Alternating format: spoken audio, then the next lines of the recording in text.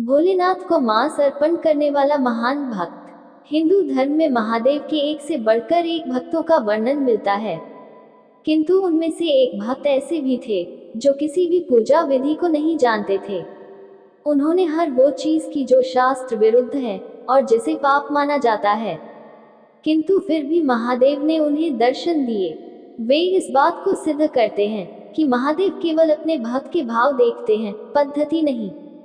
उनका नाम था कन्नप्पा। इनके जन्म के विषय में कई कथाएं प्रचलित हैं। मूल रूप से ये एक तमिल भील परिवार में जन्मे।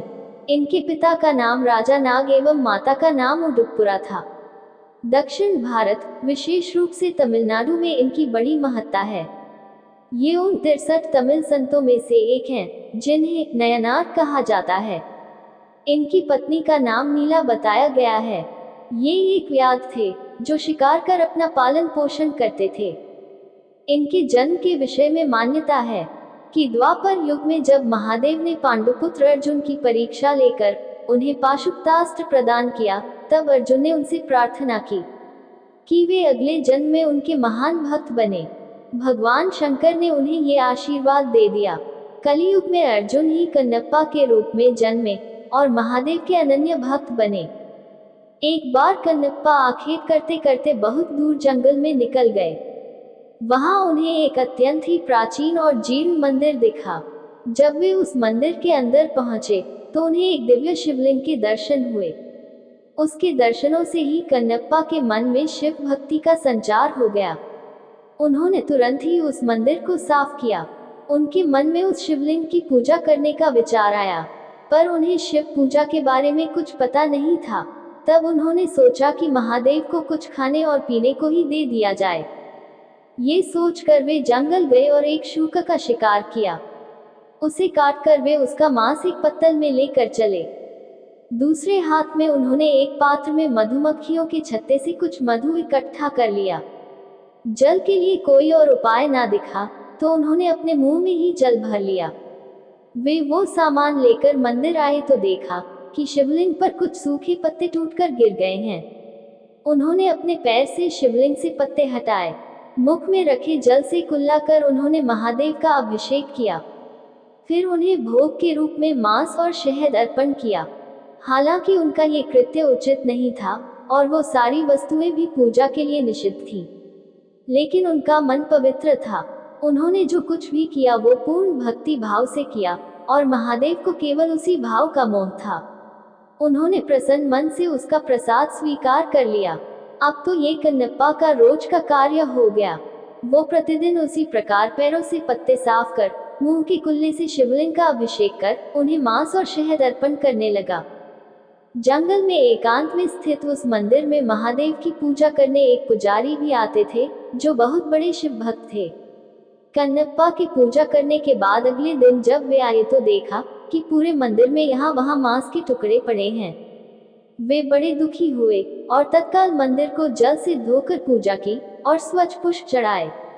किंतु अब रोज रोज उन्हें मंदिर में मांस मिलने लगा।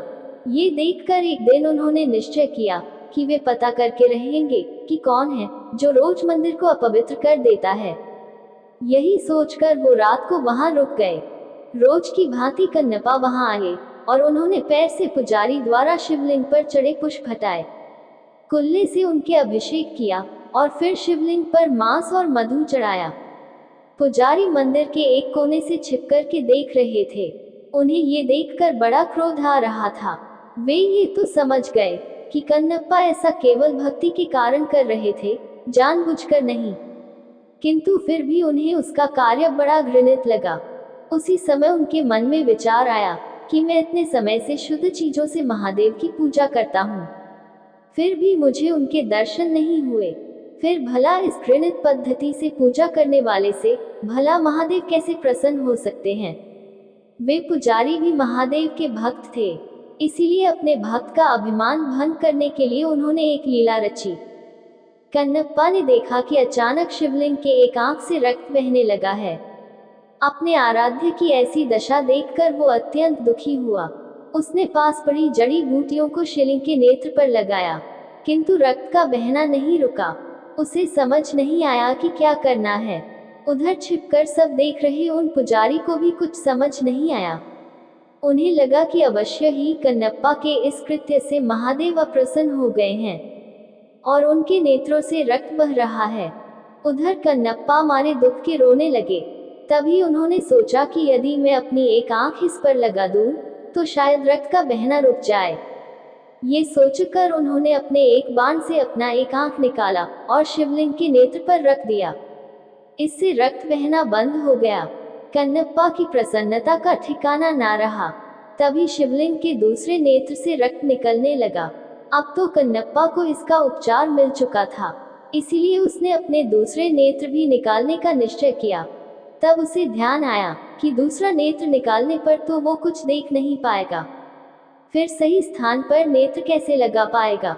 ये सोचकर उसने अपने पैर का अंगूठा शिवलिंग के नेत्र पर रखा, ताकि वो नेत्रहीन होकर भी अपने नेत्र सही स्थान पर लगा पाए।